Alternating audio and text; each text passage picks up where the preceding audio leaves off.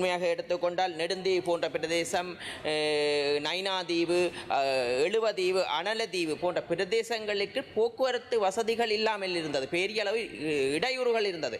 ஆனால் இன்று அரசாங்கம் சமூக சக்திக்கு ஊடாக நெடுந்தீவுக்கு புதிய கப்பல் ஒன்றை செய்து ஏசியுடன் இன்றைய காலநிலைக்கு ஏற்ற வகையில் ஏசியுடனான சுற்றுலாத்துறைக்கு வழங்குவதற்கு தீர்மானித்திருக்கிறோம். ராஜீவன் ஜெயத்ரந்திரமூர்த்தி அவர்கள் சுற்றுலா தொடர்பான குறுநிப்பு விவாதத்தை கொண்டு வந்திருக்கிறார். அதில் கதைப்பதற்கிட்டு பெருமகிழ்ச்சி அடைகின்றேன். அந்த வகையில் நாங்கள் வடமாகாணத்தை எடுத்துக்கொண்டால் நிலத்தை அடிப்படையாக கொண்டு சுற்றுலாத்துறையை முன்னேற்றி கொண்டு வருகிறோம். அதே நேரம் கடற்கரையை அண்டிய பிரதேசம்.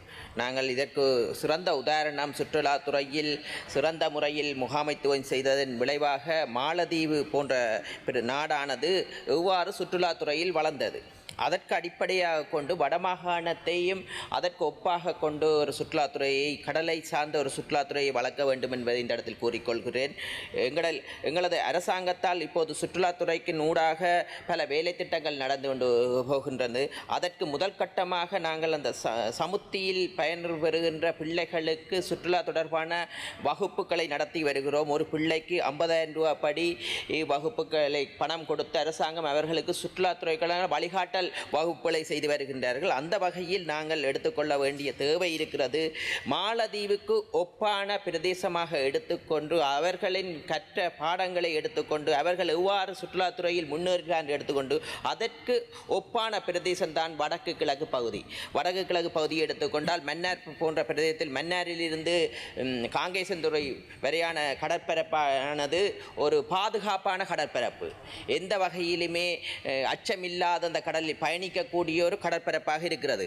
அந்த கடற்பரப்புகளில் நாங்கள் எடுத்துக்கொண்டால் சுற்றுலாத்துறையை மாலத்தீவுகளில் எவ்வாறு முன்னேற்றினார்கள், அதற்கான அனுமதிகளை துரிதப்படுத்தி கொடுக்க வேண்டும், அதற்கான ஒரு விஞ்ஞான ரீதியான ஆய்வுகளை செய்ய வேண்டும். ஏனென்றால் கடலுக்குள் சென்று கடலுக்குள் அருகில் கரையில் பாதுகாப்பான இடக்கரையில் அந்த கபானாக்கள் போன்ற வடிவான மையங்களை அமைப்பதற்காக வடக்கு பகுதிகளில் அனுமதிகளை பெறுவதற்கான அந்த சுற்றுச்சூழல் அறிக்கையை பெற்று எதிர்வரும் காலத்தில் அதை முன்னெடுக்கும் போது துரிதமாக வடக்கு மாகாணத்தை அபிவிருத்தி செய்யலாம் என்று நாங்கள் கூறிக்கொள்கிறோம். ஏனென்றால் மாலத்தீவில் சுற்றுலாத்துறையினுக்கு ஊடாக 5.5 பில்லியன் டாலர்களை மாலத்தீவு உழைக்கிறது ஆண்டுக்கு.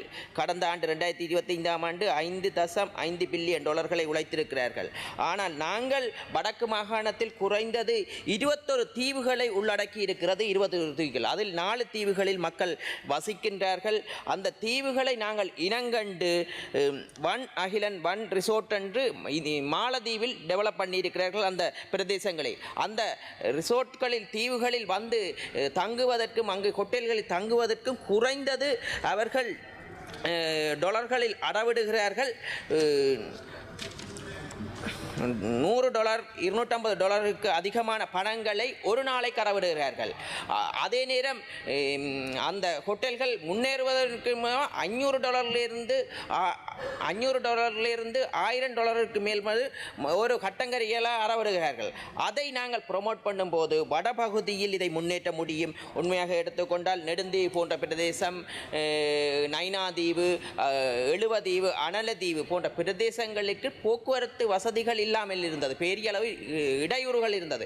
ஆனால் இன்று அரசாங்கம் சமூக சக்திக்கு ஊடாக நெடுந்தீவுக்கு புதிய கப்பல் ஒன்றை செய்து ஏசியுடன் இன்றைய காலநிலைக்கு ஏற்ற வகையில் ஏசியுடனான சுற்றுலாத்துறைக்கு வழங்குவதற்கு தீர்மானித்திருக்கிறோம்.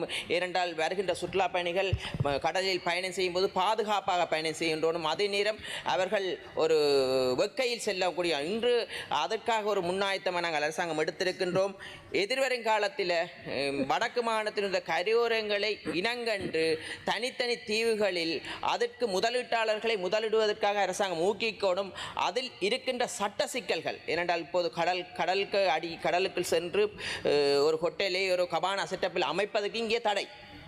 ஏனென்றால் கரையோர திணைக்களம் அதுக்கான பெர்மிஷன் கொடுப்பதில்லை. அதுக்கான அந்த சட்ட சிட்டங்களை சில பகுதிகளில் தளர்த்தி கடலுக்குள் ஆட்டிடியூட், ஏனென்றால் இன்றைக்கு வடமாகாணத்தை எடுத்துக்கொண்டால் பவளப்பாறைகள் இருக்கிறது, அதுக்கு அழகான மீனினங்கள் இருக்கின்றன. கடலுக்குள் சென்று வெளிநாட்டு பயணிகளுக்கு வருகின்றவர்களுக்கு இவ்வாறான அழகான பிரதேசங்கள் இனங்காட்டும் போது அதிகளவான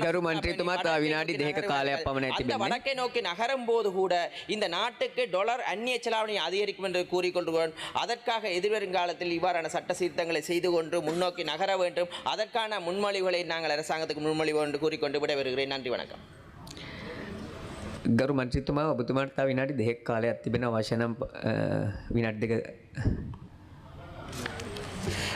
வடமாகாணத்தை எடுத்துக்கொண்டால் எமது பிரதேசத்தில் வடமாகாணத்தில் மன்னார் பிரதேசத்தை எடுத்துக்கொண்டால் கலாச்சார ரீதியில் நாங்கள் மன்னார் பிரதேசத்தை முன்னேற்றலாம். ஏனென்றால் இப்போது ராமர் பாலம் என்ற ஒரு பாலம் முன்னே காலத்தில் இருக்கிற அதிகளவான இந்தியா பயணிகள் அந்த ராமர் பாலத்தை பார்ப்பதற்காக